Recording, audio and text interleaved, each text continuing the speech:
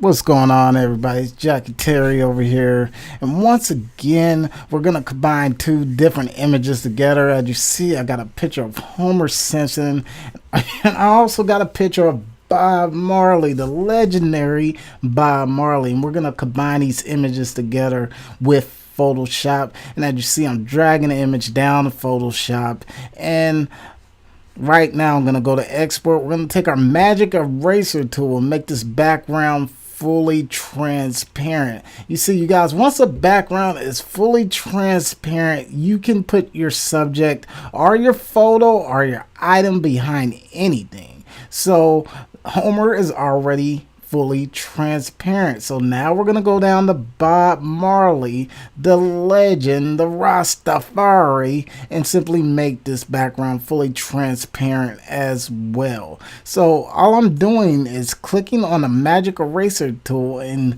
going over the spots I want to delete. And as you see, it's that simple. It only takes a couple seconds to delete a background. It only takes a couple seconds. So the main objective, if you want to combine any image or any photo, just be sure to delete the background, and that's it. Once the background is deleted, you can combine anything together. And as you see, I'm using a magic eraser tool, but I might have to switch over to another tool to actually get the kinks out just a little bit. Right now I'm just getting partially the kinks, but as you see, there's still a little bit of rubbish in the background. So what I'm gonna do is just take the normal eraser tool and kind of just clean it up just a little bit. Just kind of clean up the edges. You want to use every part of your tools to your advantage when you're doing Photoshop. You want to learn how to use every tool, because the more you know how to use these tools on Photoshop, the better you'll be. And it's almost like riding a bike. Once you get the hang of it, it becomes like clockwork, and you'll be able to create as many designs as you want at will. So right now, as you see, the background is fully deleted, and now we're just gonna move Homer up just a little bit. And as you see, the main objective is to combine these two photos. So I'm using my resize tool to kind of level out Homer, make him a little bit bigger, make it a little bit more realistic, because the main objective is to make it seem like they're sitting by each other. As you see, Homer has a Rastafari hat, the shades. Bob Marley has a Rastafari hat as well. So it's going to be a really good picture, a very good concept. So you guys, once you have the concept down, go ahead and create it. Don't wait. Just go ahead and create whatever design you need to create, because later on you might forget it. And you know, that's one thing about being an artist. You just want to create at will. So as you see, I'm bringing Bob Marley up just a tad, resizing, a lot of resizing when I'm doing this, because you want to make it look as authentic as possible. So I'm resizing Homer, making sure he's the right size. I'm going to spread him out just a little bit more, just to give him that authentic size, to make sure to give it that appearance, to make sure that they're actually together. And I believe that's a pretty good size right there, so I'm going to go ahead and check it off.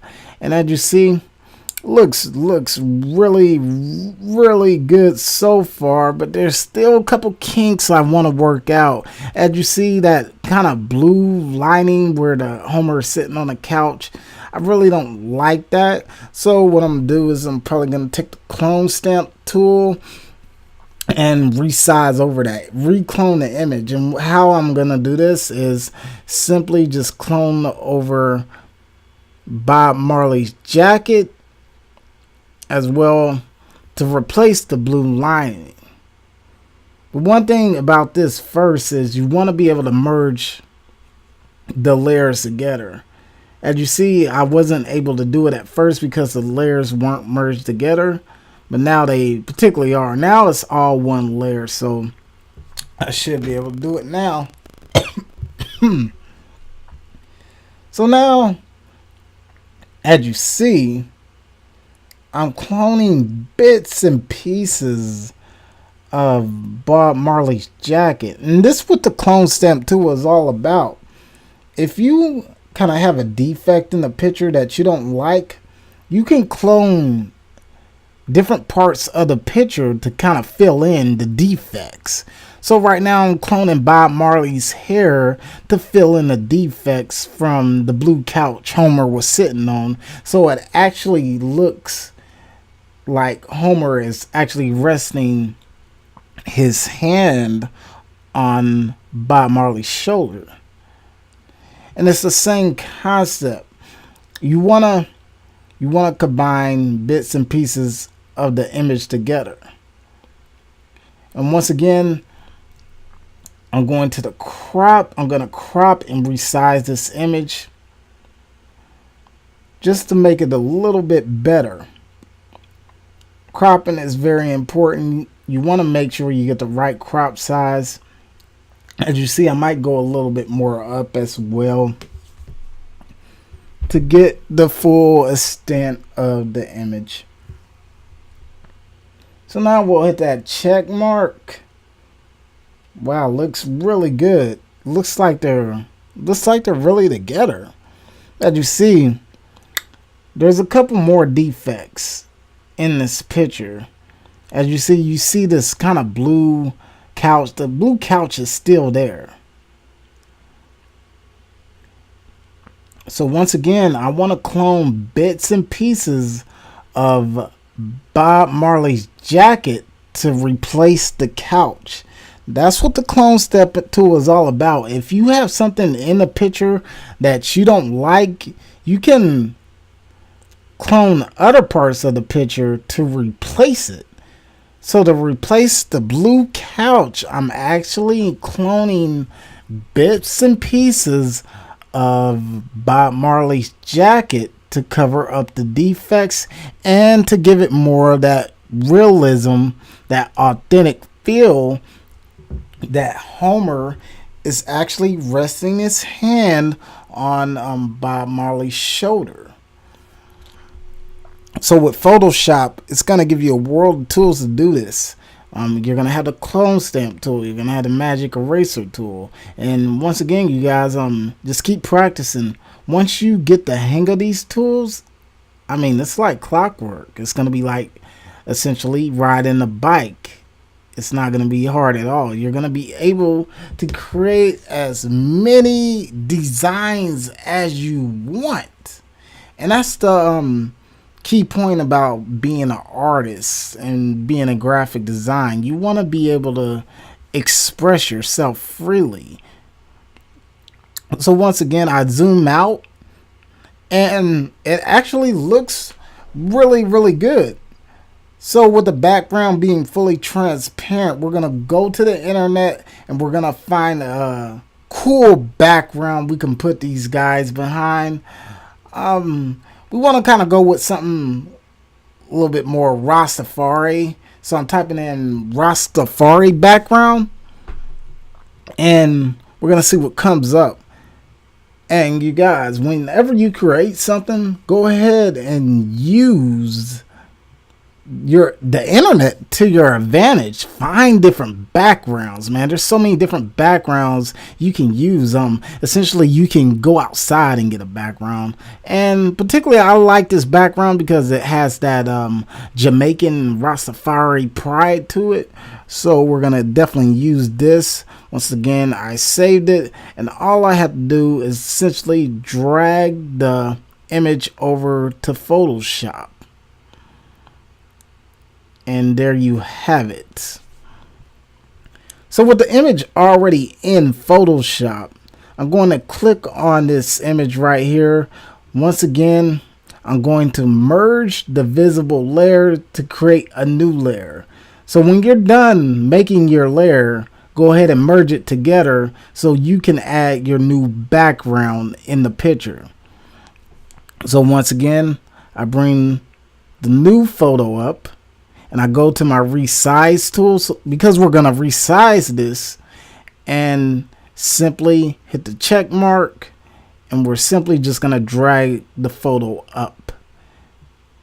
And as you see, there you go. They're behind the background. Since we already made the background fully transparent, they can essentially be behind whatever they want. You as the graphic designer, you as the artist, you're the creator. So you can pretty much create anything with Photoshop. Use your art, use your skill to your advantage. I mean, anybody can be an artist. So right now, that looks really, really good.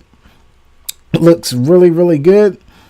And my main thing right now, we're going to save this image. You always want to save your work, because anything can happen. Something might get deleted. So go ahead and save your work. Save the finished project so you can go back and edit it. You could go back and kink it. You want to save the original project, because right now this is how I want the photo to look. And we saved it, and now the next step is essentially going to the filtering stage. And I'm gonna save it again just in case, because you never know with these files, these computers. Definitely just save your work. Make sure you save it as a JPEG as well.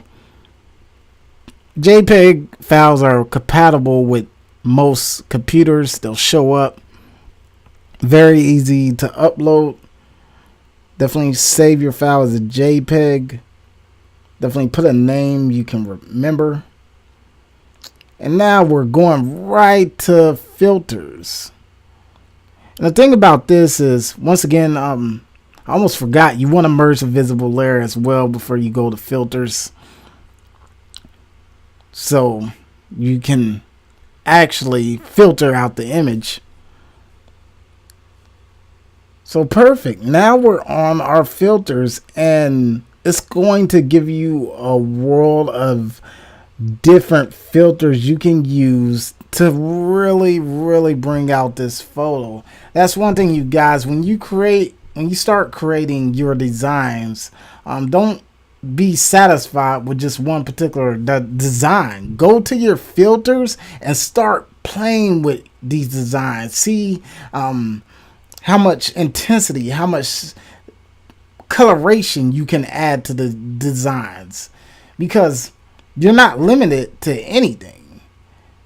With the right filter, you can create a fantastic picture, and you can put it all over the internet. You can even put it on DeviantArt. You can either sell it to local consumers if they like your design, because in reality you had the power, you had the control, since you created this design. And I really like this particular filter. I'm using the accent edges, and as you see, it kind of really blends in.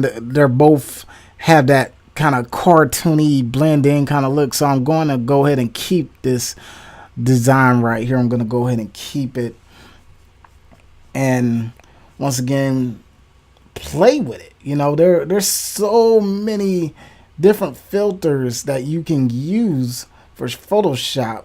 The Orton effect actually made the filter a little bit darker, which is good.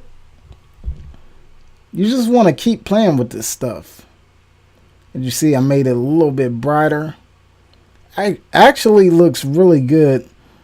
And with the design already created, you guys, hey, the sky's the limit. You can put this all over the internet. You can even put it on a t-shirt. You know, a lot of these t-shirt makers, they use these techniques. They combine different photos. They combine different things all over the world to make a t-shirt. And they use this technique. I guarantee you, they're definitely using Photoshop to their advantage, just like I'm doing with this picture. They're definitely using all their tools to their advantage to make pictures just like this. So remember, you guys, this is Photoshop and you can create anything. Anything is possible. The sky's the limit. Once again, I am Jackie Terry, and it's all about creating and building up your self-expression and building up your artwork.